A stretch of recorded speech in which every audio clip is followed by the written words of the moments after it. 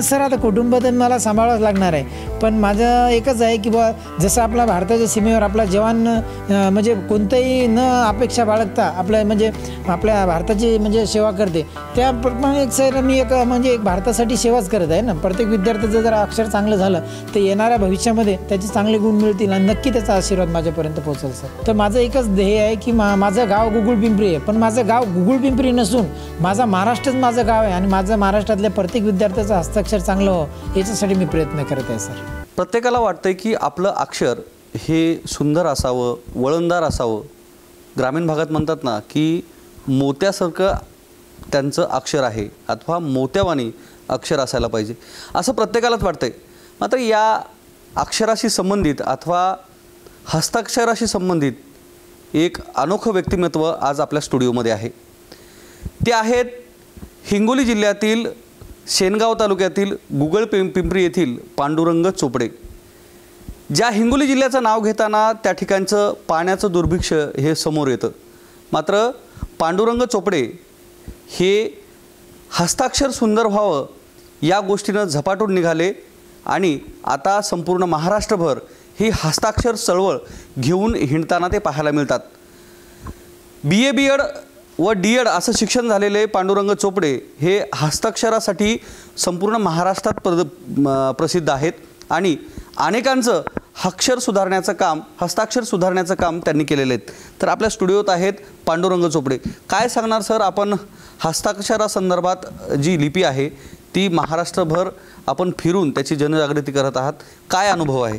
Sir हस्ताक्षर म्हणजे एक प्रयत्न साध्य केला आहे, नवैनिक शास्त्र आहे, त्याचा संबंध माणसाच्या मेंदूशी असते. आता प्रत्येक विद्यार्थ्याला वाटते आपलं स्वतःचं हस्ताक्षर सुंदर असावं, पण येत नाही. प्रत्येक शिक्षकसुद्धा आईवडीलसुद्धा म्हणतात विद्यार्थ्याला की हँडरायटिंग चांगलं काढ, हँडरायटिंग चांगलं काढ, पण नेमकं चांगलं कसं काढायचं ही टेक्निक नाही. खराब हस्ताक्षर म्हणजे महात्मा गांधींनी म्हटलेलं आहे सुंदर हस्ताक्षर शिक्षणाचा पाय आहे, सुंदर हस्ताक्षर व्यक्तिमत्व घडवते, सुंदर हस्ताक्षर विद्यार्थ्याचा दागिना आहे. पण खराब हस्ताक्षर म्हणजे कोणत्या स्टोल डावीकडे कोणत्याचा उजवीकडे जे गिचण बिचण हँडरायटिंग काढतात त्याला म्हणतात खराब हँडरायटिंग. आता वर्षभर वेगवेगळ्या विषयाचा अभ्यास करतात, पण येणाऱ्या दिवसामध्ये खरी एक्झाम 3 तासाची असते. त्या 3 तासामध्ये जर हँडरायटिंग चांगलं असेल तरच त्या विद्यार्थ्याला पर्सेंटेज चांगले पडतात. आता बरेचसे विद्यार्थी असे मी पाहतो की आप लिखे खुदा वाचे, त्यानं लिहिल्याच्या नंतर त्याला पण वाचता येत नाही, मग ते एक्झाममध्ये मार्क्स म्हणजे काय सरांना काय समजणार आहे. त्याच्यामुळं मी हँडरायटिंगचे वर्कशॉप म्हणजे कार्यशाळा चालू केली आणि महाराष्ट्रामध्ये 6 लाख विद्यार्थ्याला प्रशिक्षण दिलं आणि असं सुद्धा आता कार्यशाळा येणाऱ्या दिवसामध्ये मी चालूच ठेवणार आहे. थोडंसं पुढे आहे सर. विषय असा आहे की आपण BA DEd आपलं झालेलं आहे, सगळेजणं बरेचसे तरुण हे शिक्षण झाल्यानंतर नोकरीकडे वळतात. मात्र आपण गेल्या 16 वर्षापासून ही हस्ताक्षराची जी मोहीम आहे ती पूर्ण महाराष्ट्रभर फिरत आहेत, नोकरीकडे का वळले नाही? नोकरीकडे कसं सर, मी एक म्हणजे सामान्य घरचा आहे आणि आज 20 लाख 25 लाख कुठेही शाळेवर जर द्यायचे म्हटलं तर माझ्याकडे एवढं नव्हतं. आणि विशेष म्हणजे मी एकदम सामान्य कुटुंबानं माझी एवढी मी हालतीची परिस्थिती आहे, पण तरीसुद्धा म्हणजे न खचता म्हणजे न काही म्हणजे चुकीचे निर्णय न घेता किंवा आपल्याकडे जे म्हणजे हस्ताक्षर माझं चांगलं होतं आणि त्याचंच मी बँडिंग करून किंवा विद्यार्थ्याचं हस्ताक्षर चांगलं कसं होईल. आणि आज शासनसुद्धा म्हणत आहे की गुणवत्ता वाढवा, पण गुणवत्ता नेमकी कशी वाढवायची, कारण प्रत्येक विद्यार्थ्याला 2 स्किल लागतात. एक तर हँडरायटिंग चांगली लागते आणि वर्षभरात काय अभ्यास केला ते त्या एक्झाममध्ये लिहावं लागते. त्याच्यासाठी मी ते हँडरायटिंग वर्कशॉप म्हणजे सुंदर हस्ताक्षर कार्यशाळा चालू केली आणि महाराष्ट्रामध्ये विद्यार्थ्याचं माझं तर एकच म्हणणं आहे की प्रत्येक विद्यार्थ्याचं हस्ताक्षर मोत्यासारखं असायला पाहिजे, कारण वर्षभर काय करते याच्यापेक्षा एक्झाममध्ये काय लिहिते हे सर्वात महत्त्वाचं आहे. त्याच्यासाठी ही कार्यशाळा सुरूच ठेवत आहे मी सर. सुंदर अक्षर शिकण्यासाठी अथवा त्याचं वळण लागण्यासाठी कोणत्या अशा ट्रिक्स आहेत जे विद्यार्थ्यांनी अंमलात आणायला पाहिजे आणि कोणत्या पद्धतीने करायला पाहिजे, काय सांगणार? सर आता सर्व हँडरायटिंग याच्यापासून बनते. एक अर्धगोल उजव्या बाजूला, एक अर्धगोल डाव्या बाजूला, एक अर्धगोल वरच्या बाजूला, एक अर्धगोल खालच्या बाजूला, पूर्ण गोल, सरळ उभी रेषा, तिरपी रेषा, आडवी रेषा आणि डॉट, हे पार्ट्स ऑफ लेटर्स आहेत. सर्व हँडरायटिंग याच्यापासून बनते, इंग्रजी मराठी कर्सिव सर्व. आता काढताना फक्त एकच आहे, विद्यार्थी काढताना म्हणजे हा एच आणि एच सारखाच काढतात, त्याच्यानंतर या वचा प करून टाकतात, त्याच्यानंतर या बचा षटकोन शे करतात, म्हणजे यालाच म्हणतात खराब हस्ताक्षर. पण मी सर एकदम सोप्या पद्धतीमध्ये एक हँडरायटिंगचं म्हणजे एक स्किल तयार केलं.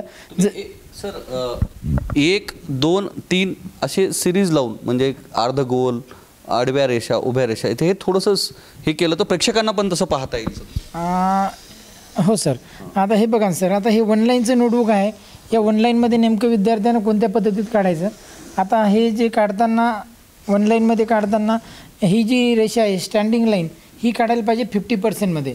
म्हणजे याच्यामध्ये सर आणि त्याच्यानंतर ही जी रेषा आहे 50% आहे, हाफ सर्कल हा 25%मध्ये, रेषा 50 आहे, हाफ सर्कल हा 25%मध्ये, परत ही रेषा 50 आहे, हाफ सर्कल हा 25%मध्ये, परत रेषा 50 आहे, हाफ सर्कल 25%मध्ये.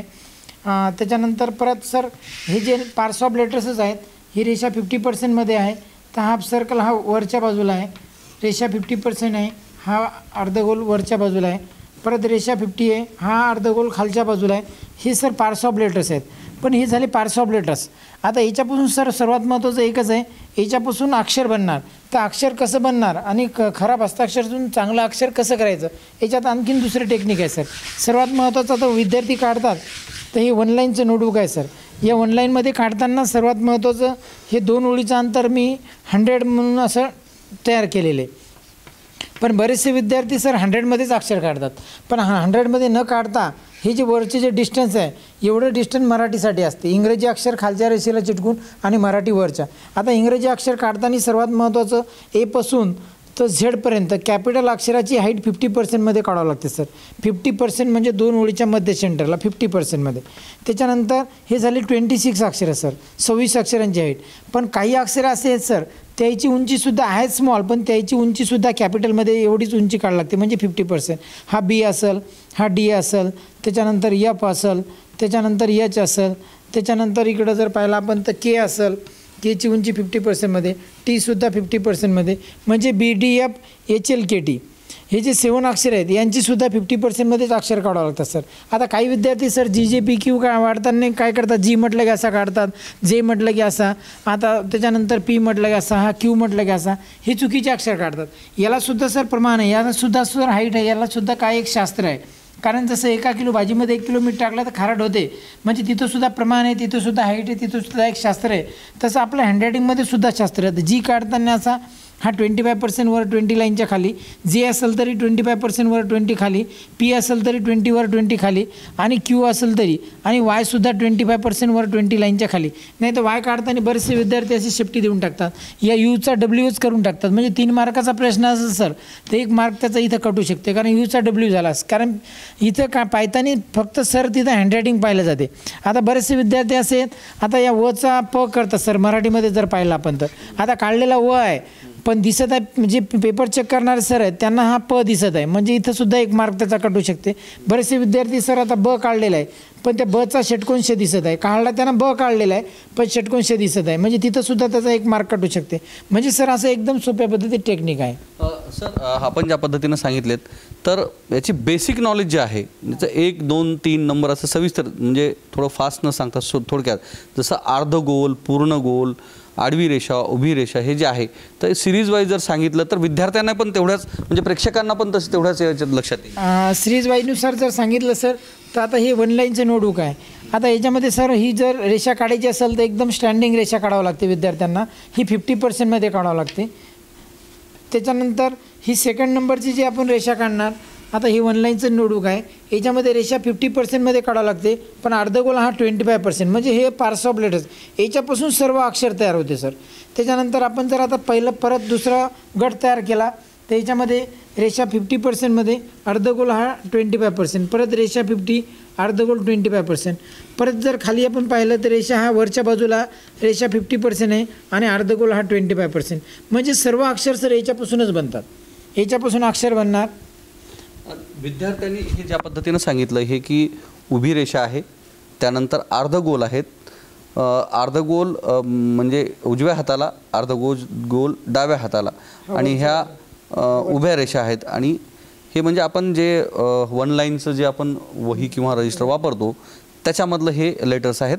आणि विद्यार्थ्यांनी हे किती दिवस याची किती पेजमध्ये प्रॅक्टिस केली तर त्यांच्या हस्ताक्षरात सुधारणा? कमीत कमी सर 10 दिवस प्रॅक्टिस करावं लागेल. 10 दिवस जर प्रॅक्टिस केली तर दोन्ही पण हँडरायटिंग त्याचे चांगले होतील, कारण याच्यापासून सर्व हँडरायटिंग बनते सर. याला म्हणतात अक्षर अभ्यास यंत्र. आपल्या भारतामध्ये अक्षर अभ्यास यंत्र म्हटलं तर हे अक्षर अभ्यास यंत्र आहे सर. याच्यापासून सर्व हँडरायटिंग बनते. इंग्रजी, मराठी, हिंदी, कर्सू सर्व हँडरायटिंग याच्यापासून बनते. याच्यामध्ये सर्व पार्ट्स ऑफ लेटर्स म्हणजे सर्व आले सर. आता हा डॉट पण आला, त्याच्यानंतर हा सर्कल आला, हा एक अर्धगोल वरच्या बाजूला आला, हा खालच्या बाजूला आला, हा एक अर्धगोल उजव्या बाजूला, एक अर्धगोल डाव्या बाजूला, आणि हे तिरप्या रेषा आल्या. म्हणजे सर्व जे हँडरायटिंग आहे सर, हे सर्व हँडरायटिंग याच्यापासूनच बनते. म्हणजे याच्यापासून सर्व अक्षर सर्व याच्यापासून बनतात. याला म्हणतात अक्षर अभ्यास यंत्र.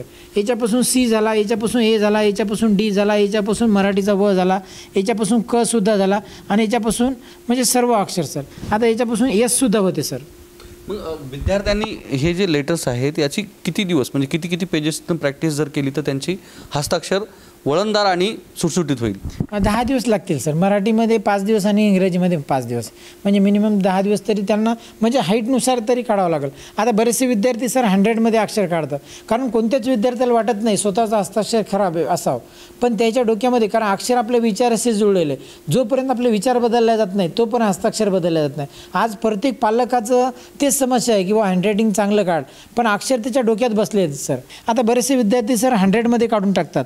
100मध्ये काढणं म्हणजे त्याला माहीत नाही सर, पण इथं ऑनलाईनमध्ये काढताना 100मध्ये काढायचं चालतच नाही, कारण हे जे वरचं जे अंतर आहे हे मराठीसाठी असते. म्हणजे इंग्रजी अक्षर खालच्या रेषेला चिटकून मराठी वरच्या. आता बरेचसे विद्यार्थी मी पाहतो सर असे कार्यशाळा घेताना, तर बरेचसे विद्यार्थी इंग्रजी अक्षर वरच्या रेषेला चिटकून काढतात, म्हणजे त्याला तर म्हणतात अक्षर ज्ञान नाही, कारण इंग्रजी अक्षर खालच्या चिटकून काढावं लागेल आणि मराठी वरच्या रेषेला. आता मराठीमध्ये जर पाहिलं आपण सर मात्रा, विलांटी, उकार, तर विद्यार्थ्याचे भरपूर मोठमोठाले मात्रे, 2 मात्रे जर असतील, जर अक्षर असेल तर दोन्हीवर देतात. हे पण चुकीचं आहे सर.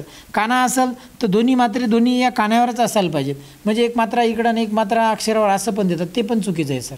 आपण शेवटचा प्रश्न तुम्हाला सर, विषय असा आहे की ज्या पद्धतीने आपण लेटर्स काढतात 10 दिवसामध्ये निश्चित ह्या ट्रिक्स जर वापरल्या तर विद्यार्थ्यांच्या अक्षरात सुधारणा होती. 100% तर सर आपण गेल्या 16 वर्षापासून हे काम करतात.